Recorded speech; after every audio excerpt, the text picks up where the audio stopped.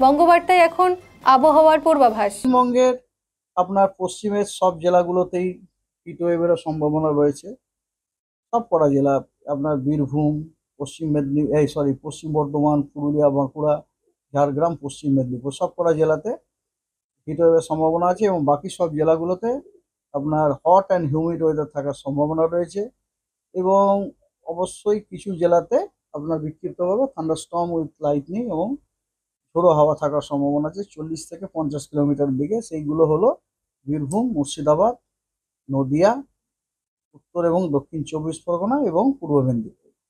এরপরে আসি রেনফল ফোরকাস্টের কথা। পশ্চিমের কিছু জেলা, সবকটা নয়, যেমন পুরুলিয়া, বাঁকুড়া, পশ্চিম পূর্ব বর্ধমান, বীরভূম এবং মুর্শিদাবাদ, এই জেলাগুলোতে দু এক জায়গায় বিক্ষিপ্তভাবে হালকা বৃষ্টির সম্ভাবনা রয়েছে, তবে বাকি জেলাগুলি শুষ্ক।